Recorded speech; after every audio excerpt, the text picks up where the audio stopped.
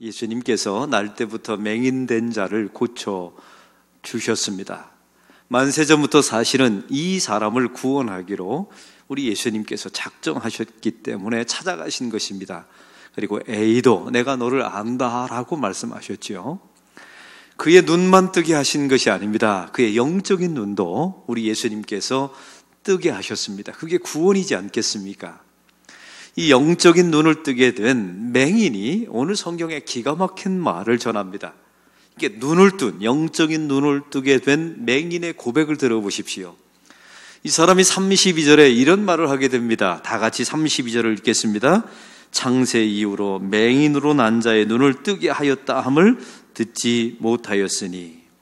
여러분, 이 말의 뜻은 이렇습니다. 천지 창조 이후에 사람의 눈을 뜨게 한 사람은 없었다는 겁니다. 그러므로 세상의 모든 사람은 다 죄인이라는 거예요. 그런데 예수님을 보라는 겁니다. 우리 예수님께서 하나님께 기도하셔서 창세 이후에 맹인을 단 한 번도 고친 적이 없었는데 그 예수님은 하나님께 기도해서 나의 맹인됨을 고쳐주셨다는 것입니다. 그래서 맹인이 이렇게 말하는 거예요. 그분은 그러므로 하나님께로부터 온 자가 확실하다. 이걸 말하고 싶었던 거예요. 하나님이 예수님의 기도를 들으셨기에 그러므로 예수님은 죄인이 아닙니다. 하나님의 뜻대로 행하시는 유일한 분이십니다. 이걸 말했던 겁니다. 그래서 맹인이 오늘 말씀의 가장 중요한 구절 31절 이렇게 고백합니다. 다 같이 읽겠습니다. 하나님이 죄인의 말을 듣지 아니하시고 경건하여 그의 뜻대로 행하는 자의 말은 들으시는 줄을 우리가 아나이다.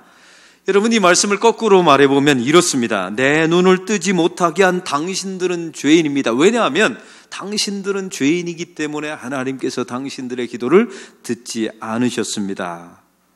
당신들이 죄인이라고 말하는 예수님이 죄인이 아니라 당신들이 죄인입니다 라고 이 눈뜬 자가 바리새인들을 몰아붙인 거예요. 이러니 출교당할 수밖에 없었죠. 그런데 이 눈뜬 맹인의 고백 속에 기도에 관련된 가장 중요한 진리가 담겨 있습니다. 그 첫 번째 중요한 진리는 이렇습니다. 죄인의 기도는 하나님이 듣지 아니하신다라는 제목입니다. 한번 따라해 봅시다. 죄인의 기도는 하나님이 듣지 아니하신다. 그러면 도대체 누구의 기도를 들으신다는 말입니까? 저와 여러분은 다 죄인이지 않습니까? 그럼 우리가 기도하면 하나님께서 다 듣지 않는다는 말씀입니까? 그런 의미가 아닙니다. 오늘 말씀의 의미는 내가, 이 죄인된 내가 기도해서 들으시는 하나님이 아니라 내 안에 계신 성령께서 기도하셨기 때문에 하나님께서 들어주신다는 의미입니다. 할렐루야. 로마서 8장 26절에서 27절에 보면 성경은 이렇게 말합니다. 이와 같이 성령도 우리 연약함을 도우시나니 우리가 마땅히 빌 바를 알지 못하나 오직 성령이 말할 수 없는 탄식으로 우리를 위하여 친히 간구하시느니라. 마음을 감찰하시는 이가 성령의 생각을 아시나니 이는 성령이 하나님의 뜻대로 성도를 위하여 간구하심이니라. 아멘. 여러분, 성도의 기도의 특징이 뭔지 아세요? 우리가 나의 생각과 나의 뜻을 다하여 기도하면 그것은 죄인의 기도라 하나님께서 받지 아니하십니다. 왜요? 우리는 사실 무엇을 위해서 기도해야 되는지를 몰라요. 우리가 마땅히 빌 바, 내가 당연히 빌 바를 알지 못합니다. 그래서 성령님이 내 안에 계신 성령께서 탄식하시는 거예요. 오라, 너무나 안타깝다고요. 이걸 기도해야 되는데, 이게 중요한데, 이걸 하나님 앞에 간구해야 되는데 우리는 마땅히 빌 바를 알지 못해요. 그래서 내 안에 계신 성령께서 우리를 위하여 탄식의 영으로 직접 기도해 주신다는 것입니다. 하나님이 그 성령의 기도와 생각을 아시지 않겠습니까? 이 성령의 생각과 기도는 하나님의 뜻대로 구하는 기도와 생각이에요. 그러므로 하나님은 그 기도는 받아주신다는 겁니다. 죄인의 기도는 받지 않아요. 그러나 내 안에 계신 성령께서 빌 바를 알지 못하는 우리를 위하여 간구하시고 생각하시고 그분이 직접 구하시는 것, 그것만 받아주신다는 것입니다. 여러분, 쉽게 말해볼까요? 성도의 기도는 다 죄인의 기도입니다. 그래서 우리가 기도하면 하나님이 안 받아주세요. 그런데 내 안에 계신 성령께서 우리가 기도할 때마다 이건 필요 없는 것은 빼버리시고 필요 있는 것은 집어넣어 주셔서 성령께서 우리의 기도를 걸러주십니다. 그리고 우리의 기도를 두 번째 중요한 것은 하나님의 뜻에 맞는 주님의 기도로 바꾸어 주세요. 이게 주님의 기도화라는 겁니다. 그렇게 하면 우리 예수님께서 그 기도를 향연 거룩한 연기의 제물로 주님께 올려드리면 하나님께서 그 기도를 받으시고 응답하신다는 의미입니다. 이 눈뜬 자가 이걸 말한 거예요. 대단한 진리이죠. 눈을 떴기 때문에 이 기도를 드리게 된 것입니다. 내가 하는 모든 기도가 다 하나님께 올려지는 게 아닌 것입니다. 내 안에 계신 예수의 영이신 성령께서 구하실 때, 그분이 대신 기도해 주실 때 응답받게 되는 줄로 믿습니다. 오늘 말씀에 보면 두 번째 또한 이 소경이 말한 눈뜬 자가 말한 중요한 기도의 진리가 있습니다. 그것은 바로 우리의 기도가 반드시 주님의 기도화 되어야 주님께서 받으신다는 의미입니다. 여러분 누가복음 18장에 보면 한 과부의 강청 기도가 나옵니다. 한 과부가 원한이 있었나 봅니다. 억울한 것이 있었나 보죠. 그래서 한 관원에게 찾아가서 졸랐더니 들어주질 않는 겁니다. 귀찮다고. 또 돈도 안 갖다 주니까 이게 들어줄 리가 없지 않습니까? 근데 이 과부가 여러 번 가서 졸랐더니 마지못해서 귀찮아서 이 부패한 관리가 이 과부의 청원을 들어주었다는 이야기입니다. 그러면서 성경은 말합니다. 하물며 하나님께서 밤낮 부르짖는 자들의 기도를 듣지 아니하시겠느냐 이렇게 말씀하시죠. 여러분 이 말씀을 우리가 잘못 해석하면 이렇게 해석합니다. 열심히 기도하면 하나님이 반드시 들어주시는가 보다, 이런 내용이 아니었던 겁니다. 만일 우리가 열심히 기도하고 정성을 다해서 기도해서 하나님께서 감동해서 들어주셨다면 불교의 기도와 무슨 차이가 있겠습니까? 성경이 말하는 기도는 우리가 열심히 해서 우리가 어떤 숫자, 휘수를 정확하게 채워서 내가 원하는 것을 얻어내는 기도가 아니란 말입니다. 이 불의한 재판관의 비유는요, 우리에게 말하고 싶은 게 따로 있어요. 낙심하지 말고 항상 기도하라는 예수님의 권면이었지요. 또 한 가지는 무엇을 기도하라 하시는가가 분명히 나와 있습니다. 나의 원한을 들어주세요, 나의 복수를 갚아주세요, 이렇게 기도하는 것이 아니라는 겁니다. 왜냐하면 이 불의한 재판관 누가복음 18장 8절을 보면 마지막 절에 이렇게 써 있어요. 내 인자가 올 때 믿음을 보겠느냐. 한번 따라해 봅시다. 인자가 올 때 믿음을 보겠느냐. 여러분 이 말이 이 사건의 가장 중요한 메시지였던 거예요. 인자가 올 때 믿음을 보겠느냐. 이 말에는 이런 의미가 담겨져 있습니다. 성도의 원한은 사람이 아니라 죄라는 것입니다. 그래서 하나님 이 죄를 소멸해 주옵소서, 이 악을 멸해 주옵소서, 이게 성도의 마지막 원한이에요. 그래서 우리는 예수님 오실 때까지 이 원한을 놓고 기도해야 돼요. 하나님 이 죄를 소멸해 주세요, 이 악을 멸해 주세요. 이게 성도의 첫 번째 기도 제목이어야 합니다. 그런데 이게 이 땅에서 완벽하지 않지 않습니까? 그래서 인자가 올 때, 예수님이 재림하실 때 그 악을 완벽하게 소멸하실 것이며 완벽한 하나님의 통치가 이루어질 것입니다 라는 믿음을 끝까지 가지라는 겁니다. 할렐루야. 이게 하나님 나라에 대한 기도예요. 악을 소멸해 주세요, 그리고 하나님 나라가 완성되게 해주세요. 이걸 쉬지 말고, 이걸 놓지 말고 평생 기도하라는 겁니다. 이게 불의한 재판관의 비유의 이야기예요. 그 앞장에 보면 누가복음 11장에 보면 한 친구가 한밤중에 친구의 집에 찾아가서 떡 3덩이를 달라고 조릅니다. 근데 친구가 한밤중에 찾아왔으니 얼마나 힘들었겠어요. 내 아내와 자녀들이 다 자고 있다. 그러므로 다음날 와라. 근데 계속 조르니까, 강청하니까 친구가 주었다는 것입니다. 여러분 이 말씀을 통해서 우리는 또한 열심히 구하면 결국은 하나님께서도 주신다라고 우리는 잘못 해석합니다. 오늘 본문은 그런 내용이 아니었던 거예요. 친구는 구하는 것을 줍니다. 그러나 천부께서 하는, 그 다음 절에 쭉 나오죠. 하나님께서는 우리의 천부 되신다는 거예요. 아버지 되십니다. 아버지는 우리가 구하는 것을 주시는 게 아니라 좋은 것을 주시는 분이십니다. 할렐루야. 친구는요, 구하는 걸 줘요. 떡 세 덩이 달라고 하면 떡 세 덩이를 줍니다. 근데 천부 되신 아버지는 내가 구하는 것을 주시는 게 아니라 좋은 것을 주십니다. 할렐루야. 그래서 누가복음 11장 12절에 이렇게 말합니다. 천부께서 구하는 자에게 성령을 주시지 않겠느냐. 아버지께서 우리에게 좋은 것을 주고 싶은데 그것이 성령을 구하라는 것입니다. 왜요? 성령님이 우리 안에 계시면 내가 힘들고 지칠 때, 내가 빌바를 알지 못할 때 성령께서 나를 위해서 대신 탄식해 주십니다. 나를 위해서 대신 기도해 주십니다.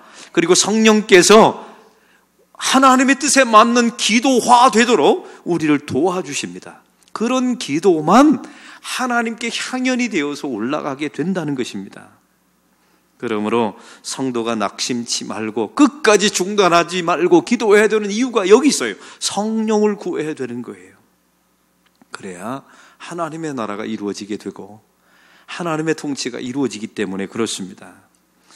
사랑하는 성도 여러분, 그러면 왜 우리의 기도가 응답이 안 되는 것입니까? 왜 응답이 지연되는 것입니까? 우리는 야고보서 4장 2절에서부터 3절을 통해서 그 이유를 알게 됩니다. 너희가 얻지 못함은 구하지 아니함이요, 구하여도 받지 못함은 정욕으로 쓰려고 잘못 구하였기 때문이다 라고 성경은 말씀하고 있습니다. 저와 여러분이 응답받지 못하는 이유가 뭐라고요? 구하지 않았기 때문이랍니다.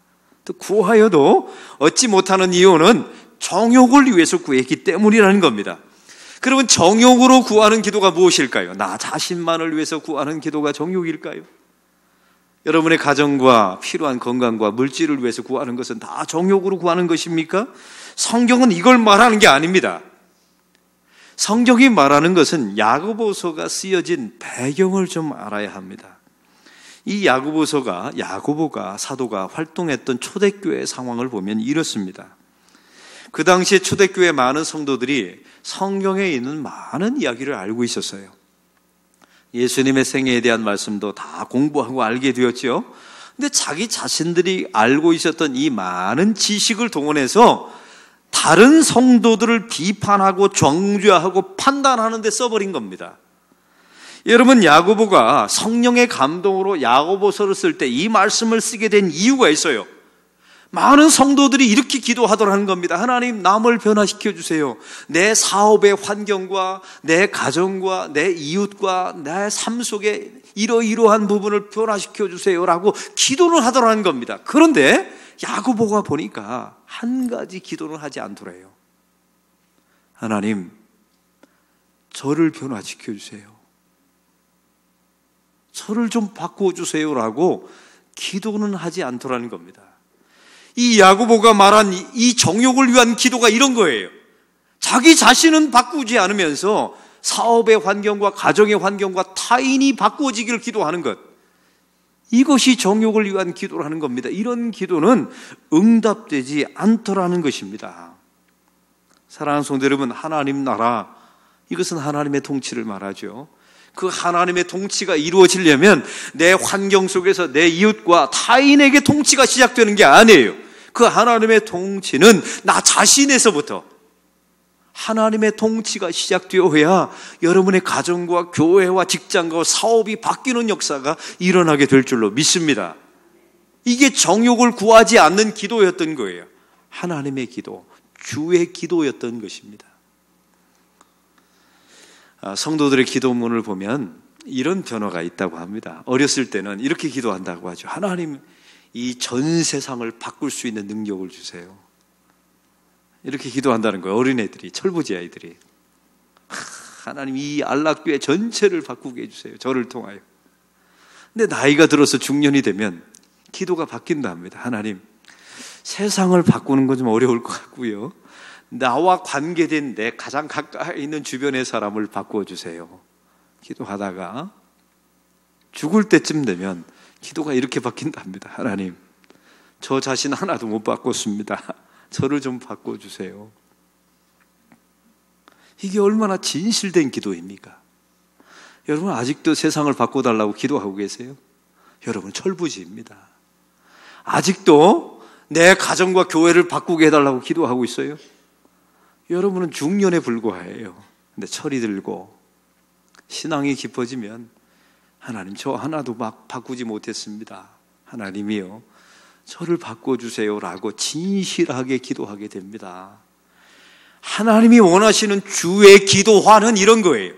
세상을 바꾸는 건 하나님이 하시는 거고 우리가 자신이 주 안에서 바뀌어지게 되면 하나님께서 여러분의 직장과 사업과 가정의 환경을 또한 바꾸어 주실 줄로 믿습니다. 주의 기도화라고 말하면 우리가 착각하고 있는 게 하나 있어요. 내가 순간순간마다 잘못된 선택을 하면 어쩌나. 예를 들면 이런 교인들이 있더라고요. 이건 뭐 저의 고백이기도 하지만 일반 교인들이 이런 생각을 해요. 그때 그 여자와 결혼하지 않고 다른 여자와 결혼했더라면 내 인생이 바뀌었을 텐데. 이렇게 생각하는 사람이 있어요. 그때 내가 기도하지 않아서 잘못된 선택을 했나 보다. 아니요. 착각입니다. 주의 기도는 잘못된 선택이라는 없어요. 여러분이 안 바뀌었기 때문에 또 다른 사람과 결혼했을지라도 여러분은 그 모양 극꿀이었을 겁니다. 왜요? 내가 안 바뀌었으니까요. 내가 변화된 적이 없으니까요. 주의 기도화는 잘못된 선택이란 없어요.